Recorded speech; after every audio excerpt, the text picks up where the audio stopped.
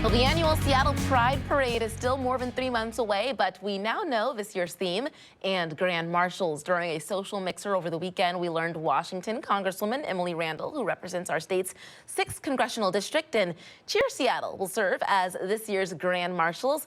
Randall was the first Latina LGBTQ+ woman elected to Congress.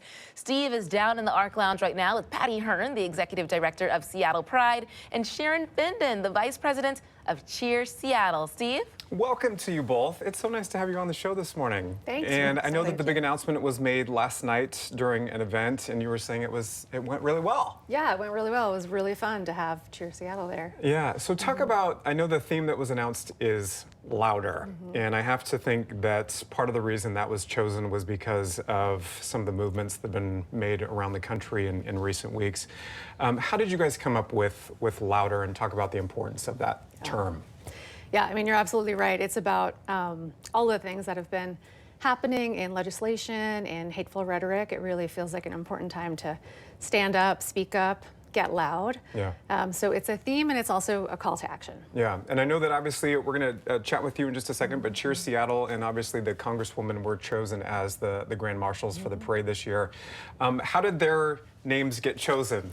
Yeah, I think with Congresswoman Emily Randall, we're really thinking about the leaders we have elected, and wanting to pick someone who shows up with integrity and courage, and she is absolutely one of those people and a member of the community, and has really stepped out and done a lot for all people and for justice. So we're excited to have her. Yeah. And then Cheer Seattle, you know, they're amazing. It's an amazing organization that does a lot of service, and of course shows up with lots of spirit and actual literal volume. Yeah. Yeah. And Sharon, obviously you represent a big group. How did it feel to get the word that you guys were going to be chosen to be one of the Grand Marshals this year? Oh, just absolutely elated. Yeah, really excited. How did you find out? There was an email that was circulated amongst the board of our organization, and that's when we found out, and we're just very excited to be able to represent the community. Amazing. And I know that she kind of talked about it a little bit too, but what does Cheer Seattle do? Tell us more about the organization. Yeah, so we're an all-adult cheer and dance team. We participate in all kinds of different events, and we raise funds, spirits, and awareness for the community. Really, we're here to cheer for the LGBTQIA+ community. Anywhere and everywhere, right? Absolutely. Absolutely. Yes. I wanted to talk with you a little bit more about, you know, what's happening across the country with, you know, obviously the LGBTQ has been targeted for a lot of moves that are coming from the federal government. And I'm curious, does the meaning of Pride, does the meaning of Pride Weekend, the parade, the theme of louder take on an even greater significance because of that this year? Absolutely. I mean, Pride in its history and in its essence is a protest, right? So I think our feeling, you know, I think the community's feeling about needing to protest is real and present right now. One of the things that I noticed that you guys put on your Instagram page over the weekend was some changes in practices when it involves partnerships and vetting new partnerships with the organization. What prompted that, and what specifically is going to change as we gear up for Pride in June? Yeah, I think, you know, we want organizations and companies that are marching with us who are truly behind our values. And I think as we're watching all of these DEI rollbacks and other ways that corporations or organizations are involved in harming communities, we really want to make sure that the people out there are aligned. So it's just a little bit of an upgrade in the vetting process to make sure that we're all on the same page.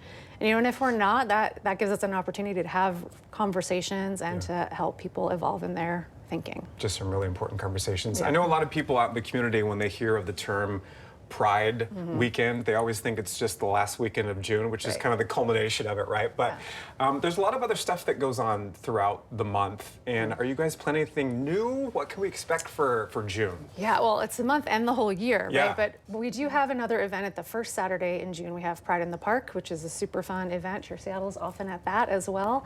And that has lots of musicians and drag queen story time, and that's a much more family-friendly event. And then, of course, the giant parade on the last Sunday. Which is always just a blast. So many rainbows, and just everybody's having a good time. Rainbow explosion. Having participated in it numerous times in the past, it's just so fun to see. For you, what is it like being part of Cheer Seattle and gearing up for what is a really special month here in Western Washington? Well, we're just really excited to always be part of the Pride Parade, and with what's going on in the political climate right now, it's really important for us to be out there, show our support for the community, make sure that we're representing them well and making them feel like they're heard and seen. Yeah, that they're supported. What about for you? I know you had the organization, but for you to sort of see how Pride unfolds every single year, how much joy it brings to the community, what is that like for you?